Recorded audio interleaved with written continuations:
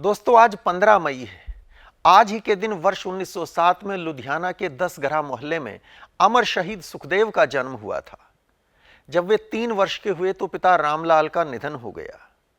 इसके बाद मां रल्ली देवी सुखदेव को लेकर उनके ताया लाला चिंतराम थापर के पास लायलपुर चली गई।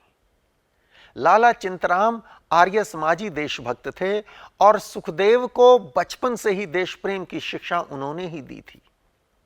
सुखदेव के बारे में धारणा है कि पुलिस द्वारा गिरफ्तार कर लिए जाने के बाद उन्होंने इकबालिया बयान दिया था। बयान दिया या नहीं और दिया तो क्यों, आज उसकी चर्चा करेंगे। पर उससे पहले जान लेते हैं थोड़ा सा सुखदेव के स्वभाव के बारे में। दोस्तों वर्ष 1922 में लायलपुर से मैट्रिक पास करने के बाद उन्होंने लाहौर के नेशनल कॉलेज में दाखिला लिया, जहां उनकी दोस्ती भगत सिंह, भगवती चरण वोहर आदि क्रांतिकारियों से हुई। आगे चलकर वर्ष 1928 में जब क्रांतिकारी दल हिंदुस्तान सोशलिस्ट रिपब्लिकन एसोसिएशन का गठन हुआ तो उन्हें पंजाब का प्रभारी बनाया गया। वे बड़े योग्य संगठनकर्ता साबित हुए थे। युवाओं को उस दल से जोड़ने में उनकी भूमिका बहुत बड़ी थी। जब वयोवृद्ध नेता लाला लाजपत राय के शरीर पर अंग्रेजों की लाठियां पड़ी तो उसका बदला लेने के लिए लाहौर के एसएसपी जेम्स स्कॉट को मारने की जो योजना बनी थी उसमें उनकी भी प्रमुख भूमिका थी। यह बात और है कि पहचान गलत हो गई, जिसके कारण स्कॉट नहीं बल्कि assistant superintendent of police JP Sanders मारा गया था। यह बात और है कि सैंडर्स भी लालाजी पर लाठियां बरसाने का बराबर का दोषी था। 8 अप्रैल 1929 को सेंट्रल लेजिस्लेटिव असेंबली में भगत सिंह और बटुकेश्वर दत्त ने बम फेंककर गिरफ्तारी दी थी। वो योजना भगत सिंह की थी और वे खुद ही उसे अंजाम भी देना चाहते थे, परंतु पार्टी की सेंट्रल कमेटी ने उसे नामंजूर कर दिया था। चंद्रशेखर आजाद सहित सेंट्रल कमेटी के सभी सदस्यों का मानना था कि भगत सिंह दल के लिए अनमोल थे, उन्हें ऐसे नहीं खोया जा सकता था। भगत सिंह ने बहुत तर्क दिए थे पर उनकी बात नहीं मानी गई। आखिरकार ना चाहते हुए भगत सिंह ने पार्टी के अनुशासन का सम्मान रखते हुए दल के निर्णय को मान लिया था। उस मीटिंग में सुखदेव नहीं थे। जब उन्हें इस बात का पता चला तो उन्होंने भगत सिंह को बहुत भला बुरा कहा, उन पर अभिमानी और कायर होने का इल्जाम तक लगा दिया। अपने प्यारे दोस्त की कड़वी बातों से भगत सिंह बहुत आहत हुए थे। इसके बाद भगत सिंह की जिद पर सेंट्रल कमेटी की दोबारा मीटिंग हुई और भगत सिंह सेंट्रल असेंबली में स्वयं बम फेंकने की जिद पर अड़ गए। सेंट्रल कमेटी को उनकी बात माननी पड़ी। उस मीटिंग में सुखदेव कुछ नहीं बोले थे, चुपचाप बैठे थे। कुछ साथियों का आरोप था कि सुखदेव भगत सिंह की लोकप्रियता से जलते थे, इसलिए उन्हें सेंट्रल असेंबली में जाने के लिए उकसाया था। लेकिन प्रमाण इसके उलट हैं। उस दल में भगत सिंह ही सुखदेव के सबसे प्रिय साथी थे।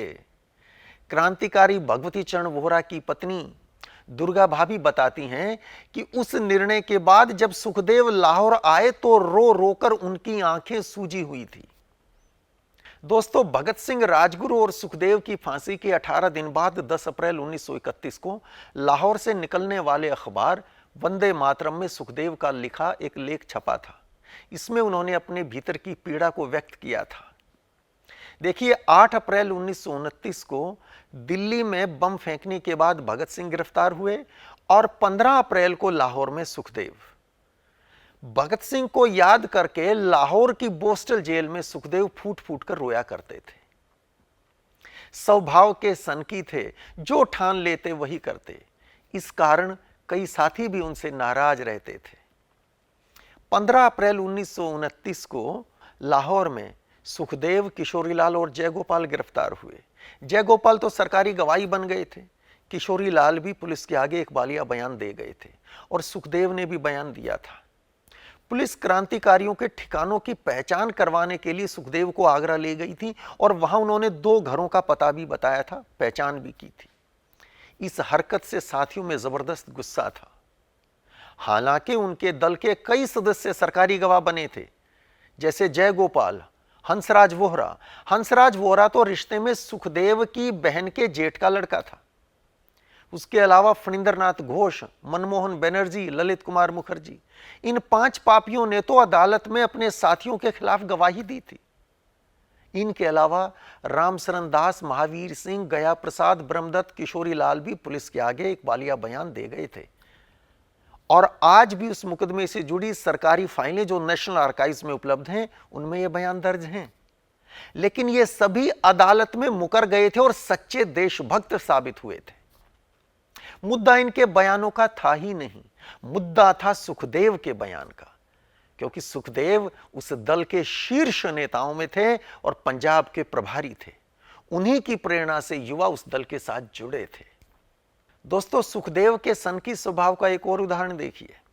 15 जून 1929 से भगत सिंह ने मियांवाली जेल में और बटुकेश्वर दत्त ने लाहौर सेंट्रल जेल में भूख हड़ताल शुरू की। जब बोस्टल जेल में बंद सुखदेव और बाकी साथियों को इसका पता चला तो 13 जुलाई से उन्होंने भी भूख हड़ताल शुरू कर दी। कुछ दिन बाद अधिकारियों ने क्रांतिकारियों को जबरदस्ती नाक के रास्ते नली डालकर दूध देना शुरू किया। क्रांतिकारी इसका जमकर विरोध करते थे, पर 8-8, 10-10 वार्डर उन्हें जमीन पर पटक देते और डॉक्टर जबरदस्ती नली पेट में डाल देते।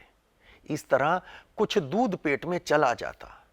उसी संघर्ष के दौरान 13 सितंबर 1929 को जतिन दास शहीद हुए थे।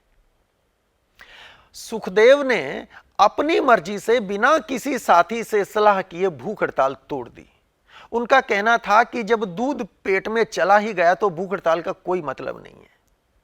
उनके इस व्यवहार से उनके बाकी साथी बहुत नाराज हुए थे। इसके बाद फरवरी 1930 में भूख हड़ताल का दूसरा दौर शुरू हुआ। इस बार उन्होंने पानी तक नहीं पिया। बाकी साथी पानी पीते थे, सुखदेव ने पानी भी नहीं पिया और किसी को इसका पता भी नहीं चलने दिया। वे मरते मरते बचे थे। सुखदेव सच्चे देशभक्त और निडर क्रांतिकारी थे, पर धुन के पक्के। एक और उदाहरण देखिए। जेल में दाढ़ी बढ़ा ली, ताया नाराज। अपने ताया को, चिंतराम जी को जेल से पत्र लिखा। सुखदेव लिखते हैं, भला इससे आपको इतना दुखी होने की क्या आवश्यकता थी? जैसे दाढ़ी मूछ कटाना फैशन है, वैसे ही दाढ़ी मूछ रखना भी तो फैशन है। अब क्या किसी व्यक्ति को इस बारे में भी माता पिता द्वारा इतना बाध्य होना पड़ेगा? इसी पत्र में अपनी एटीट्यूड के बारे में सुखदेव लिखते हैं। वे लिखते हैं, मैंने इस कारण से कितने अपनों को नाराज किया और कितनों की नजर में बुरा बना हूं। इतना होने पर भी इस बारे में मैं कुछ नहीं कहना चाहता और न सफाई देना चाहता हूं।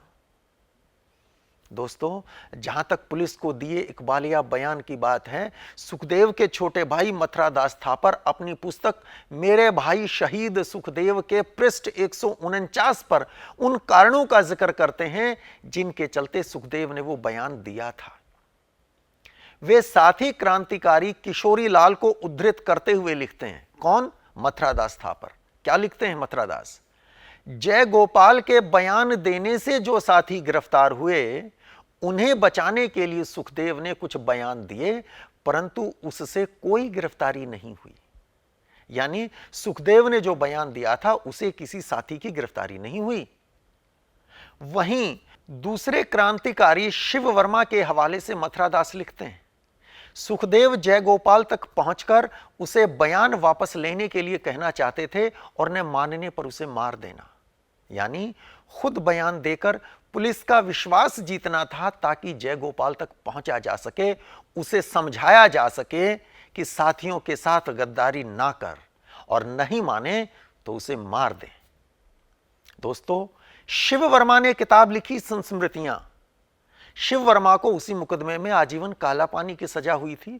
वे उत्तर प्रदेश के, उस समय उसको संयुक्त प्रांत कहते थे, शिव वर्मा संयुक्त प्रांत के प्रभारी थे, जैसे सुखदेव पंजाब के प्रभारी थे। शिव वर्मा भी बड़े क्रांतिकारी थे।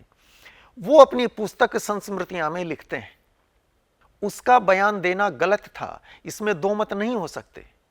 उससे और कुछ नहीं तो दल की प्रतिष्ठा को तो आघात पहुंचा ही, लेकिन यह बयान उसने अपनी बचत के ख्याल से या दल को नुकसान पहुंचाने के ख्याल से नहीं दिया। उसने उन्हीं मकानों और स्थानों का पता बतलाया जिनके बारे में उसे पता था कि वे छोड़े जा चुके हैं। सहारनपुर के जिस मकान में मैं, डॉक्टर गया प्रसाद और जयदेव रह रहे थे, उसका पता दो ही व्यक्ति जानते थे, सुखदेव और फणींद्र।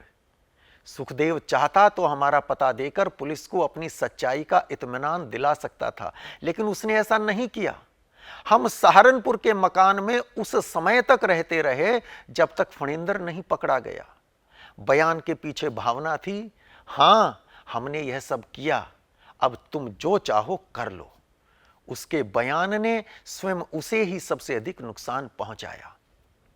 ऐसा लिखते हैं शिव वर्मा। शिव वर्मा आगे लिखते हैं, ऐसा था सुखदेव, फूल से भी कोमल और पत्थर से भी कठोर। डर जिसके पास कभी नहीं फटका और शत्रु के साथ समझौते की बात जिसने एक क्षण के लिए भी नहीं सोची। लोगों ने उसकी कठोरता ही देखी और उसे न समझ पाकर उसके साथ अन्याय भी किया, लेकिन उसने कभी इसकी शिकायत नहीं की। दोस्तों, सुखदेव भी भगत सिंह और राजगुरु के साथ 23 मार्च 1931 को हंसते हंसते फांसी चढ़ शहीद हुए थे। मां भारती के उस वीर पुत्र को उसके जन्मदिन पर शत शत नमन।